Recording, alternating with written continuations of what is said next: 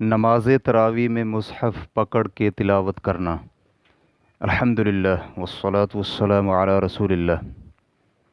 سوال کیا گیا ہے، نماز تراویح کے دوران قرآن مجید کھول کر تلاوت کرنے کا حکم کیا ہے؟ وضاحت فرما دیں۔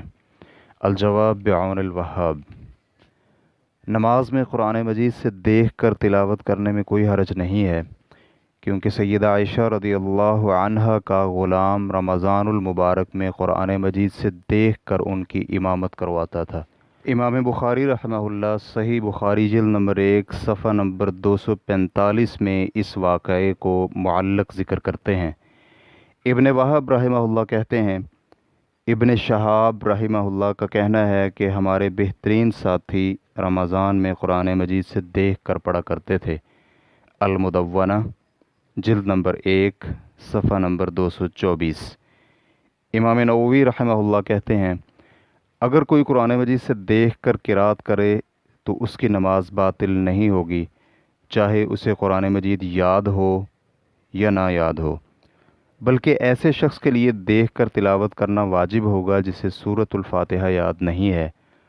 اس کے لیے اگر اسے بسا اوقات صفحات تبدیل کرنے پڑیں تو اس سے بھی نماز باطل نہیں ہوگی۔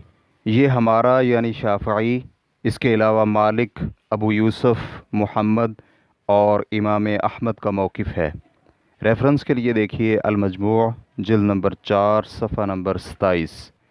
امام مالک رحمہ اللہ کے شاگرد سحنون کہتے ہیں، امام مالک کہا کرتے تھے، رمضان اور نفلی عبادات میں لوگوں کی قرآن مجید سے دیکھ کر امامت کروانے میں کوئی حرج نہیں ہے۔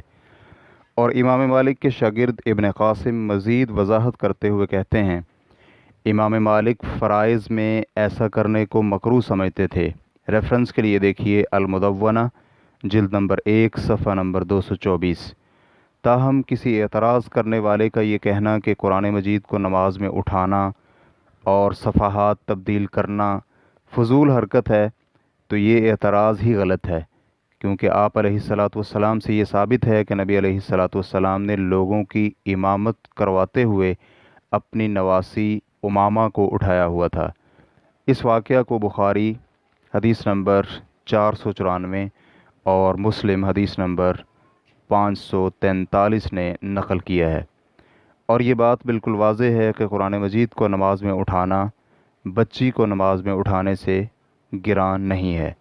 شیخ ابن باز رحمہ اللہ کا فتویٰ اس عمل کے جواز میں پہلے بیان ہو چکا ہے، جو کہ سوال نمبر 1255 کے جواب میں موجود ہے۔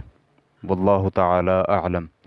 اسلام کی وے ریکارڈنگز، مؤسسۃ الشیخ صالح المنجد، المملکۃ العربیۃ السعودیہ، فتویٰ نمبر 69670۔ والسلام علیکم ورحمۃ اللہ وبرکاتہ۔